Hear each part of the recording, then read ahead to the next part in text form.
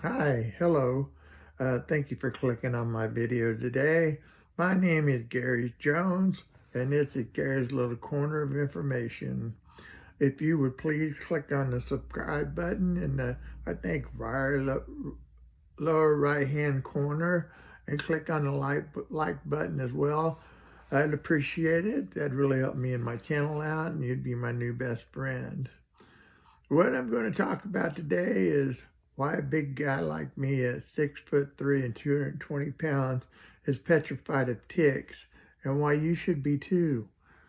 In the late 1990s and 2000s, me and my ex-wife now did a lot of outdoorsy things. We would do a lot of swimming. We would go out to the river and do fishing. And we would do a lot of outdoorsy things like our big garden, for example. And somewhere during that time, I managed to pick up a tick. That's a small little tick, little creature. And it managed to get buried up in the back of my hairline there. And I really didn't feel it or anything like that. Let me go on here. I was working in a cardiology office as a nurse practitioner at the time, and I would have to see patients in our upstairs office and our downstairs office, as well as do proctor stress test at our clinic and proctor stress test at the hospital across the street. So I did a lot of walking for my job. And at one point, I started getting really achy. My bones ached, my muscles ached. I could barely walk up and down the stairs anymore. And then I remembered the recent tick bite I had. And I ended up going to the hospital's walk-in clinic to get checked out. I told the doctor about the tick bite and my symptoms. And he decided right away my symptoms were consistent with Rocky Moutian spotted fever or Lyme disease. And he drew blood, of course, but he went ahead and started me on the drug of choice for that, which is doxycycline. And then when the lab came back, it confirmed I had Rocky Mountain spotted fever. Excuse me.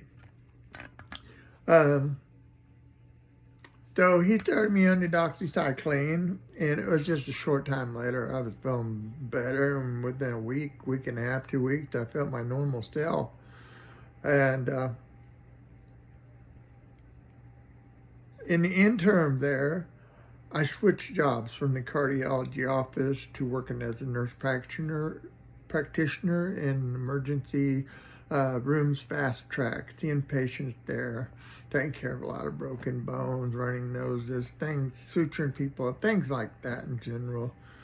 And my personality, and after that changed jobs, the worst began to happen. My personality changed. Normally I'm a gentle giant, and I began to get angry really easily. And just a drop of a hat, I'd get mad, no matter what it was. And my work began to suffer, and I was eventually let go from my lucrative position there. And after getting canned, I found out that my wife of 20 years had been cheating on me. I tossed her out of the house, and our 2 daughters stayed with me. And then me and my daughters moved to Carthage, to an apartment above my parents' apartment. After I moved, my symptoms started getting even worse. I was forgetting entire days, for example. And at one point, I could barely walk 2 blocks from my home without getting lost. And then one day, my daughters came upstairs to our apartment from Mom's and found me in the middle of the front room floor having a grand mal seizure. My nephew's wife was downstairs, and she was a nurse, and they called her, and she came upstairs to check me out. And she called I'm kind of confused. She called the ambulance, and the ambulance came, and apparently I refused to go with them. I was okay as far as I was concerned. And then my mother came home from the store or wherever she'd been. Even in my early 40s, I still listened to my mother. And so she convinced me to let her take me to the hospital. One of the worst mistakes I ever made, to be honest. And so I remember seeing a doctor. I don't remember seeing a doctor, a nurse, or anybody. I only remember walking into the ER.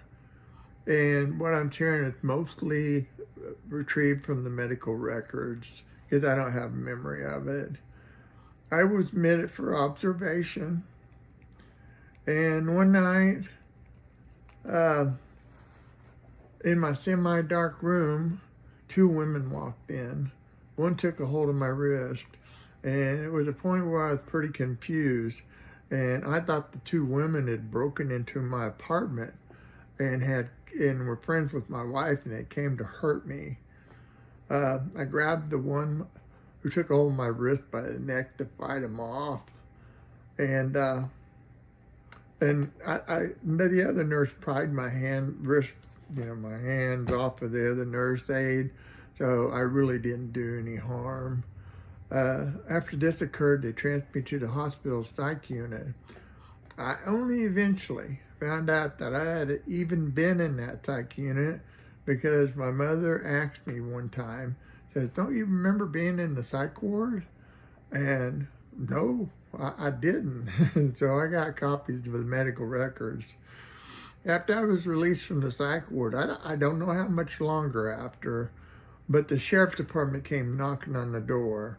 At that point, I was living with my parents because I was still having problems with confusion. And I was told I was being arrested on charges of felony assault. And then I was carted off to jail. I barely remember being in jail, which was a good thing. I was in there about 25 days before I was ever taken to court. I had a public defender, and her recommendation was that I take a lower charge and plead guilty to it, because on the felony charge, second-degree felony assault, I would end up sitting in jail for months before I ever saw a court date. And if I was found guilty, I could go to prison. So just saving my own skin, I went ahead and took that plea agreement.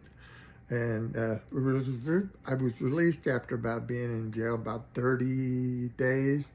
And honestly, I don't remember most of it because the problems that were going on with my brain at that point. And I just remember it's and bits of that. So that's probably a good thing, in all honesty.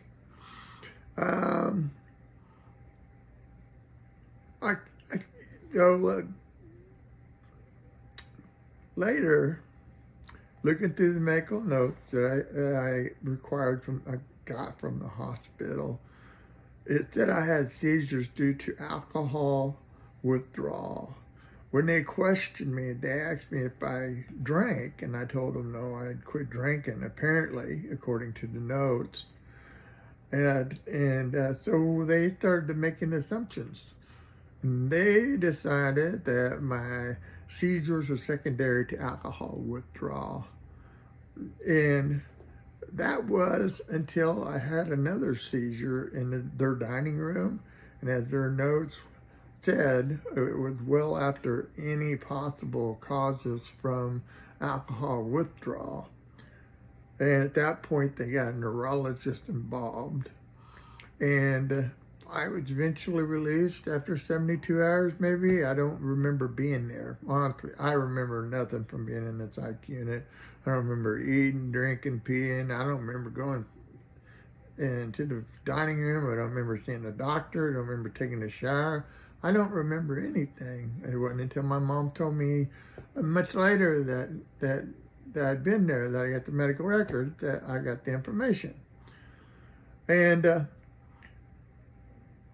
much later, I was having a conversation with one of the cardiologists I used to work for, and I didn't work there anymore, but we just met up and had a conversation. I was telling him about the ordeal I'd been through with being in the hospital and seizures and being in jail. And he knew about the tick bite I had. He remembered it because I was working in their office, and I talked to him about it whenever I had the tick bite and the Rocky Mountain spotted fever. And because of,